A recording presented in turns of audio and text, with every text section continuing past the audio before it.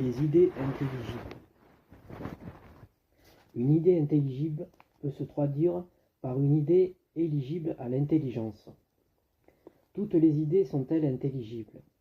On peut en douter et ce n'est pas anormal. Une idée raciste peut être intelligible malheureusement. Ce n'est pas de bon augure de reconnaître intelligible une idée raciste. Les idées intolérantes vis-à-vis des genres humains et des orientations sexuelles autres qu'hétérosexuelles ne sont pas non plus de bon augure à être intelligibles. Il y a moins de mal à rendre intelligible que nous vivons sur une planète plate, le centre de l'univers. Nonobstant, c'est tout de même abscon de rendre intelligible cette croyance, sachant qu'elle ne correspond pas à la réalité épistémologique. L'épistémologie n'est ni plus ni moins ce qui correspond à l'approche scientifique de notre monde. Est-ce intelligible de rendre la théorie du Big Bang prouvée? Pas forcément.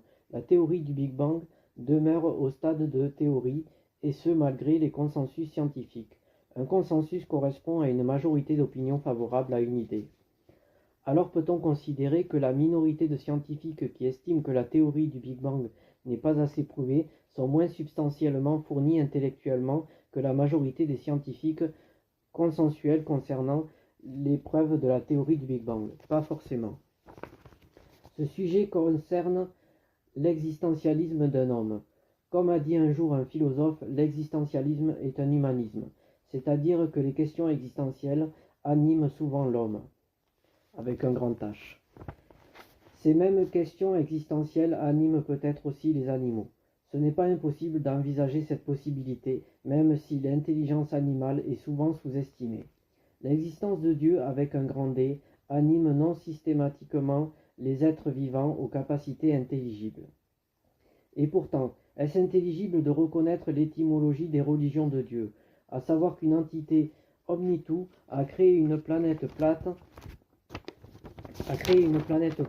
le centre de l'univers? La réponse est sans appel, pas du tout, quand bien même il n'y a pas de si grand mal à cela. Et est-ce intelligible de reconnaître les valeurs du bien et du mal de Dieu? Ce n'est pas tellement de bon augure de reconnaître intelligible cela.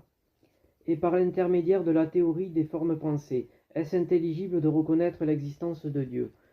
D'autant plus que sans l'intermédiaire de cultures de formes pensées à plusieurs, parfois ou par volonté commune, ces formes pensées ne peuvent être envisagées de se former. Beaucoup de problématiques pertinentes et intelligibles sont posées dans